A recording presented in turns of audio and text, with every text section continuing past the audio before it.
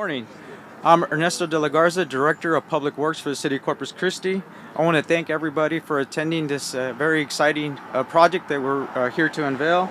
At first, I'd like to introduce Mr. Peter Zanoni to provide talking points and an update of this exciting project. Thank you.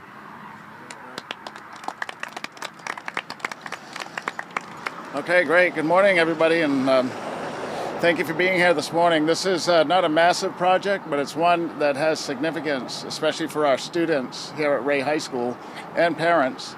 And it's one that focuses on safety for not only the drivers, but again for the pedestrians, for our young students. So we wanted to highlight it, and we want to try to get the message out to the communities so they're aware of it and make sure they know how to use it.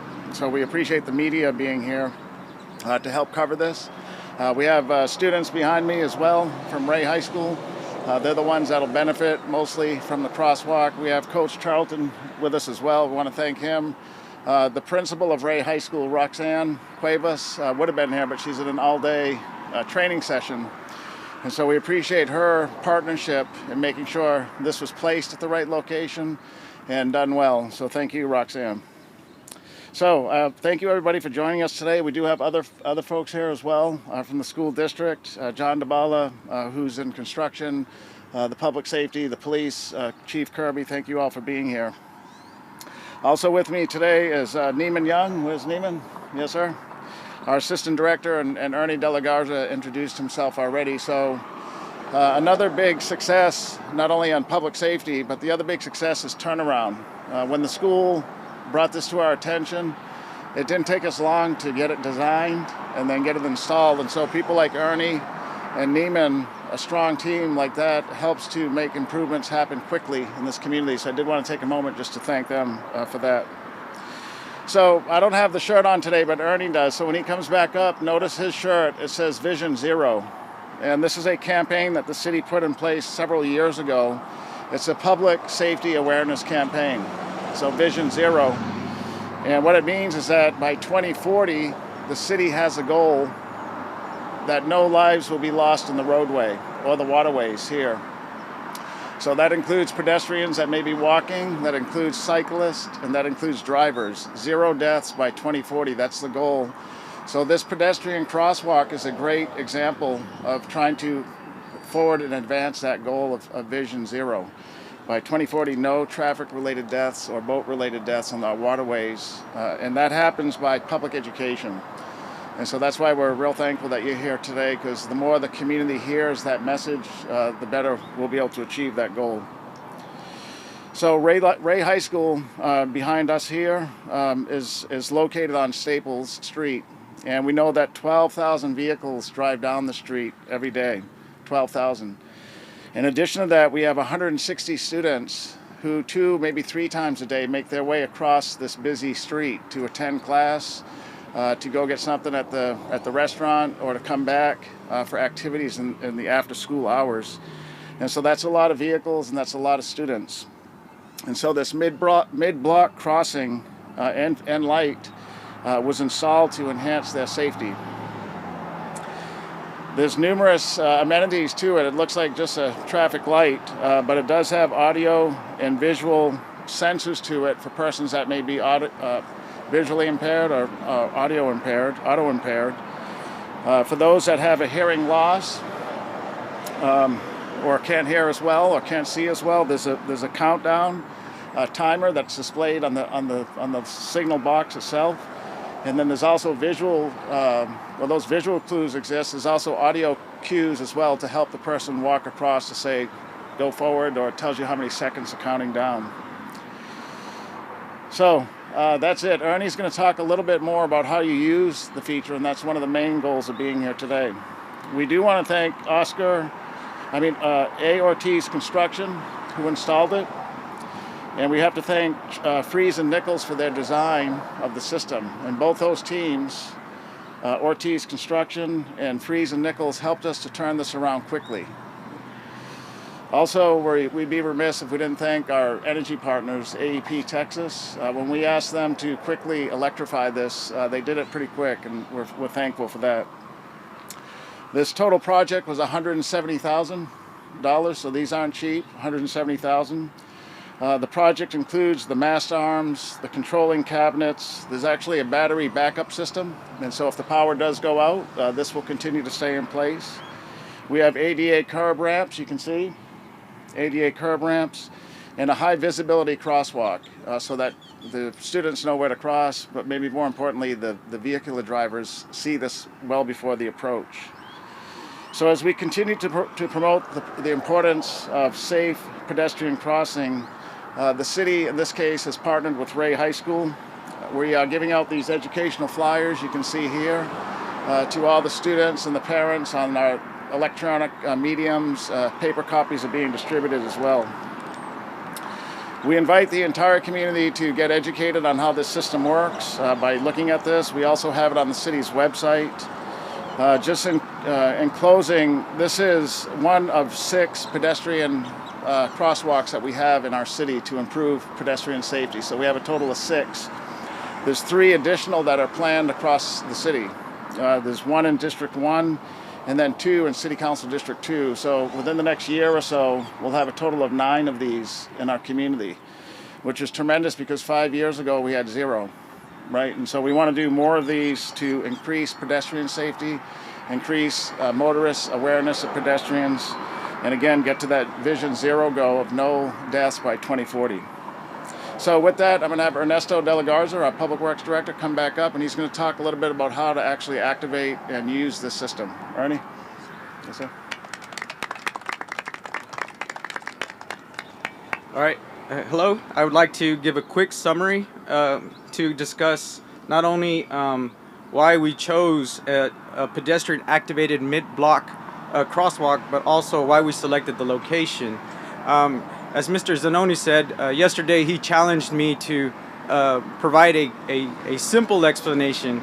And as engineers, we love to dive into the sensors and the timing and the battery backup system. But here, we'll quickly explain what's here on this board here. As you see, as a first step, you just simply come up to the crosswalk, press the button, and then wait. And what's good about this signal is it also gives you visual and audible cues as well, which is in compliance with ADA accessibility rules and requirements. And then also, as you wait for the signal, it gives you an audible cue and a visual cue. In addition to that, once you get the go-ahead, you'll get the this white indication right here, which pretty much just gives you the indication to cross the street. And then you see here, it's a 15-second delay. So it's pretty intuitive. We feel that this is a very simple system. If you've crossed the street at any signalized intersection in the city, it's the equivalent of just grabbing a portion of that intersection and putting it right here at the mid-block. And so it's very easy to use. As far as how we determine the location of the mid-block crossing, I think a comparison is a better way to give an explanation. If you've ever traveled to Flower Bluff, you'll notice that there are 4 schools off of Waldron Road between Hustling Hornet Drive and Glen Oak Drive, both of which have controlled signals and crosswalks. However, a need arose to install not 1 but 2 mid-block crossings between those major roadways. And what is more is that one of these crosswalks leads to a big parking lot and the other crosswalk leads to a restaurant. And so similarly, like here, our newly installed signalized crosswalk also leads to a big parking lot and also leads to a restaurant. And the takeaway is, like in Flower Bluff, pedestrian crossing patterns dictate where they're going to cross. You know, we can put the signal wherever we want, but ultimately the patterns dictate where we locate the crossing. And so now our Ray High School students can safely cross Staples Street with the addition of this new signalized crosswalk. At this time, I'd like to introduce Mr. Craig Charlton to give some remarks on behalf of Ray High School. Thank you. I want to first off, I wish our principal was able to make it, Ms. Roxanne Cuevas, and acknowledge that she is so proud of this project, but also the fact and thank the city and Mr. Zanoni, the city of Corpus Christi, providing a safe way of our students to get home after school. There's a number of things that CCISD does to make sure that our kids are safe on campus. Our police do a great job. Our campus security, our administration, everybody does a great job on campus. But sometimes the most dangerous time of our students is actually leaving campus. And we really thank the city for providing a way of getting our kids safe. The other thing is at night. This crosswalk will provide a safe way for spectators. A number of events are held at Ray High School because of our gym capacity. And we have, sometimes people park across the street. And at night, this gives a safe transportation way of getting across the street for our spectators and provides a way for them to get home safely too as well. And again, I want to reiterate, thank you to Corpus Christi, the city of Corpus Christi, Mr. Zanoni and his staff for providing this crosswalk that's going to be here for a number of years and do a great job. Thank you.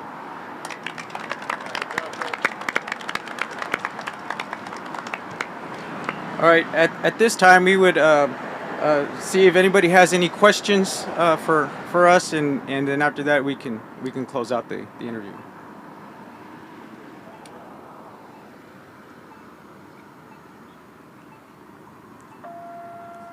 Okay. All right. Well, at this time, I'd like to thank everybody for coming, and then I'd also like to have Mr. Zanoni come here and close out and give his appreciation one more time for the project, and then we'll end this news conference. Thank you.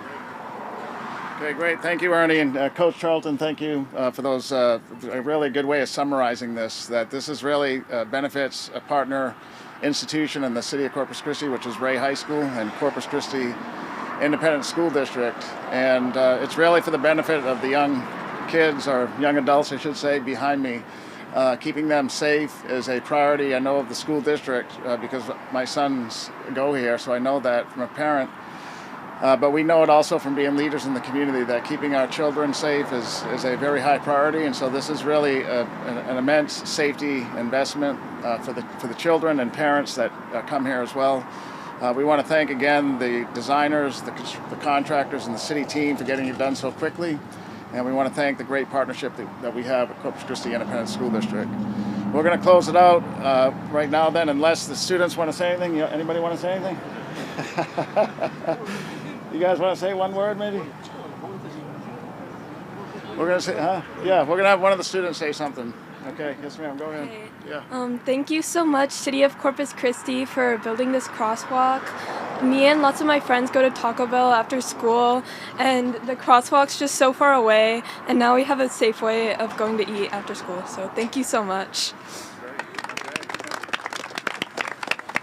Okay, great. Thank you so much. We know Roxanne Cuevas wouldn't let them be out here unless they did something relative to school, so a good public speaking engagement time for them. So that concludes our briefing this morning. We're here for any questions that you might have. Thank you so much for being here.